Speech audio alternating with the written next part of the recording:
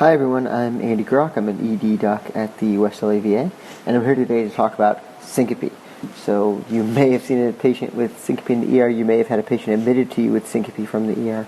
It is a super common diagnosis, and I had 3 cases of syncope, one that I admitted and 2 that I signed out, that really drove home something that I'd read about, which is that the evaluation of syncope has enormous practice variability among ER attendings in terms of what lab tests get ordered and who gets admitted and who doesn't.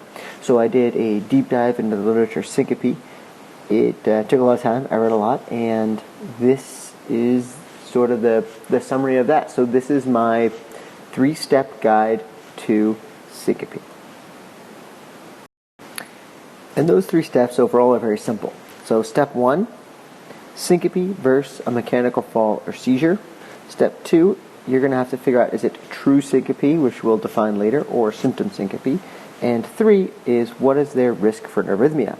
And I wish that this were easier, but unfortunately the 9 previous attempts at making clinical decision rules for the evaluation workup of syncope have all failed external validation.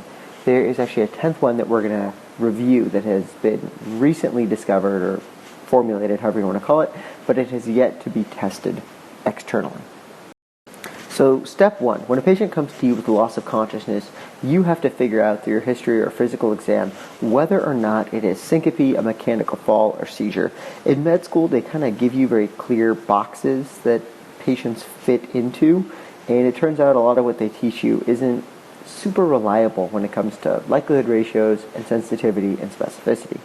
So if we're going to differentiate syncope versus mechanical fall, for me, the patient has to remember falling and potentially give you a reason for falling and not have any sort of prodrome or symptoms before falling.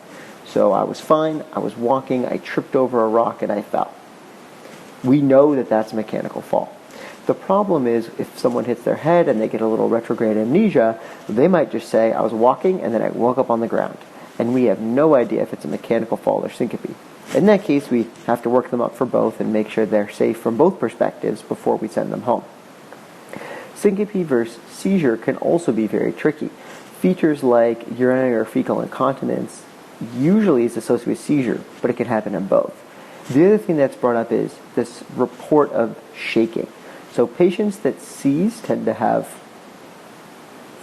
clonic-tonic reactions. People with syncope can have myoclonic jerks. So one thing that I use just to make sure whenever I have a report that a patient is shaking is to ask the family member or the EMS person what they saw. And if they just do one little jerk, probably more likely syncope. If they do both arm, full body shaking, then that seems like more myoclonic-tonic movements from seizure. The 2 things that seem to come up a lot in the literature to differentiate seizure versus syncope are a post-ictal period and lateral tongue biting. Patients that syncopize may be confused as to why they're on the ground, but when they come to, they know their name, they know where they are, they know what they were doing that day. People with seizures typically have some period where they are groaning, they don't know their name, they're very, very confused. Next, we have lateral tongue biting. So lateral tongue biting is very, very, very consistent with seizure over syncope. And once again, if you just get that old guy with a bruised head and no one knows why he fell over or what his loss of consciousness was or if he was post-ictal, technically you have to work him up for all 3. But yeah, that's step 1. Super easy. Syncope versus mechanical fall versus seizure. So step 2 is to differentiate between true syncope and symptom syncope.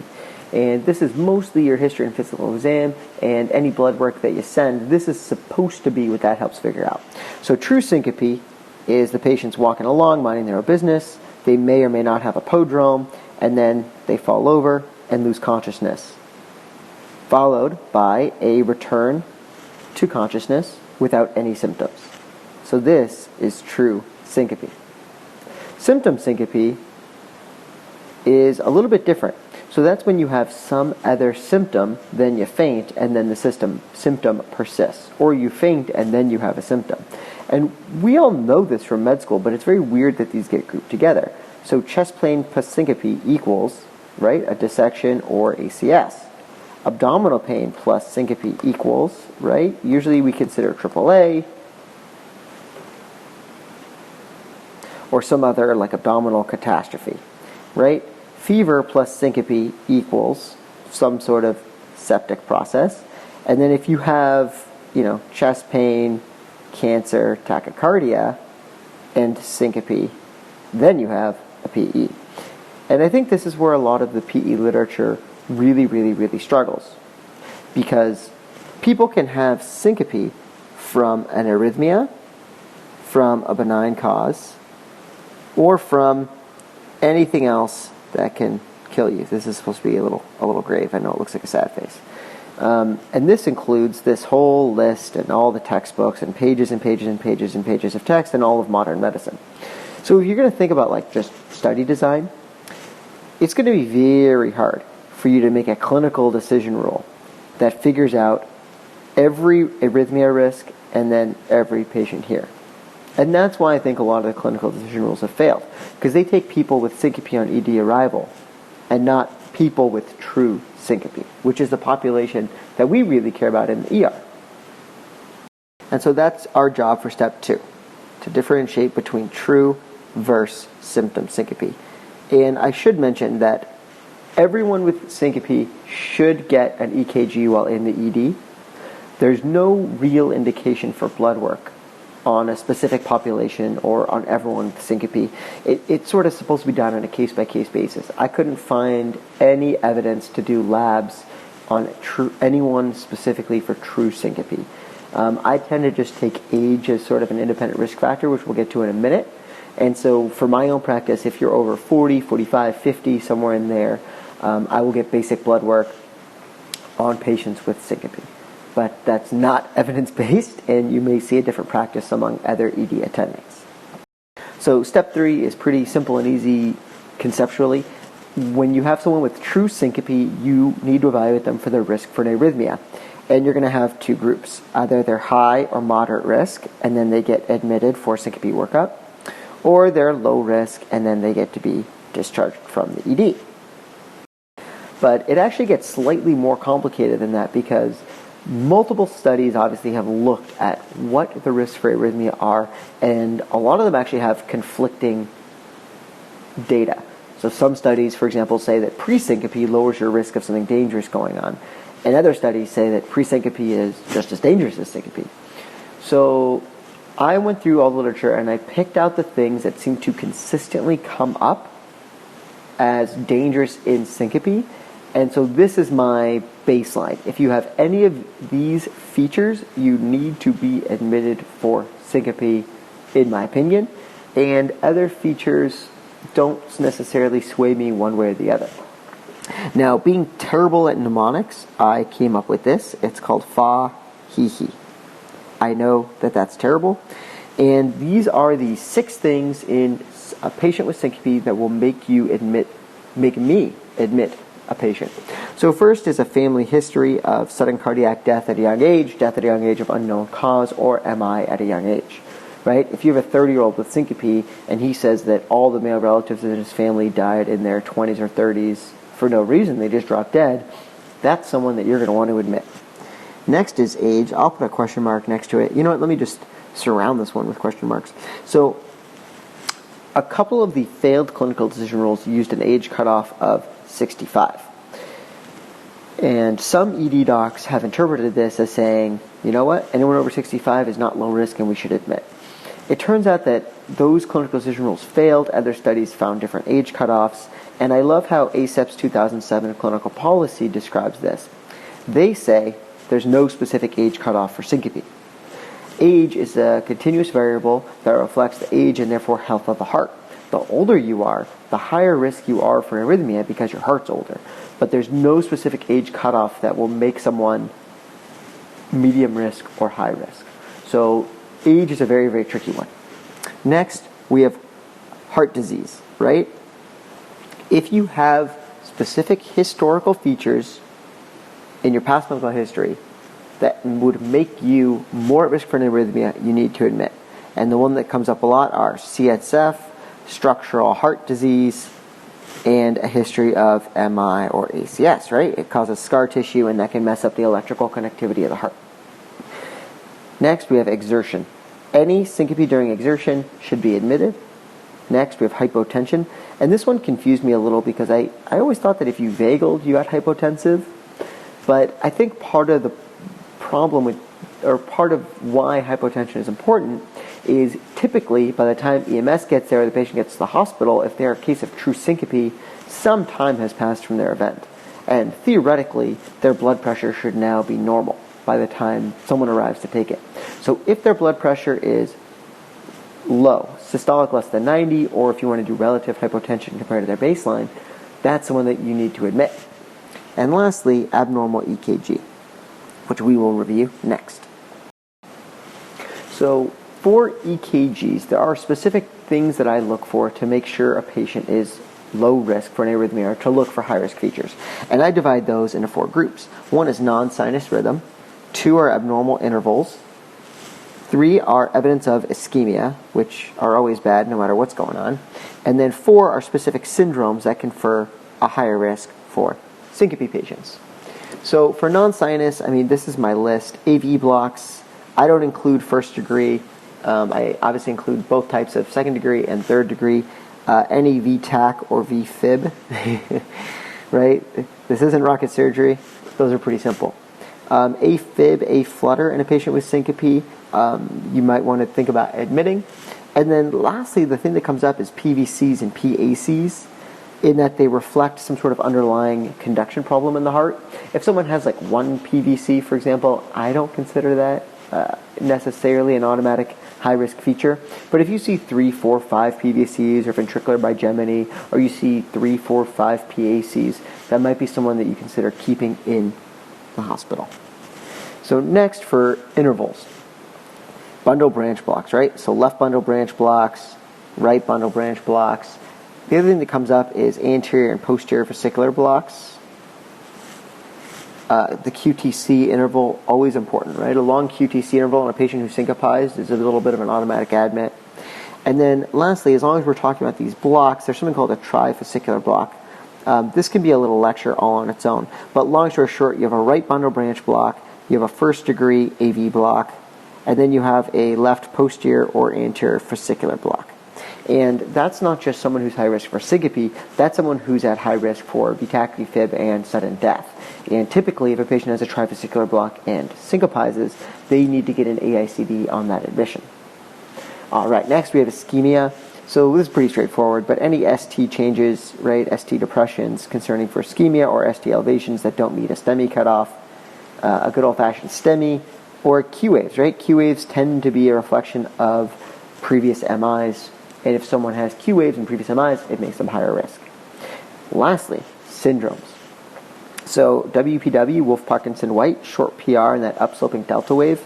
HOCM, so usually they have LVH and they have dagger Qs. ARVD, arrhythmogenic right ventricular dysplasia, you can see the epsilon wave. And lastly, Brugada, there's 3 types, look them up on Google. The one that comes up a lot is like the shark fin or the saddleback deformity.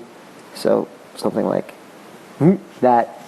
And those are the things on an EKG that I look for, that I worry about, that would make me admit a patient with syncope. And that's step 3. What is their risk of an arrhythmia? Now, there's a new clinical decision rule that has yet to be externally validated. And I'm going to attempt to draw a Canadian flag. I'm not a very good drawer. Also, my handwriting's terrible. But it came from our good old friends in Canada. It's called the Canadian Syncope Risk Score. And there's a long list of features that have different amounts of points. And some are negative points and some are positive points. I find the whole thing like a little bit confusing to memorize, so I recommend you look it up. But they looked at a population, and this is why I love the study, of what I called true syncope, right? So they took adults with syncope who had no diagnosis at the end of their ED stay. And some patients went home, some patients came in, and they followed all of them, and then they figured out which risk factors were truly important. They came out with this list, right? So a history of heart disease, which is on our list too, a predisposition for cardiac syncope, abnormal blood pressure, so systolic less than 90 or greater than 180, so they had hypertension on there too. They had an elevated troponin.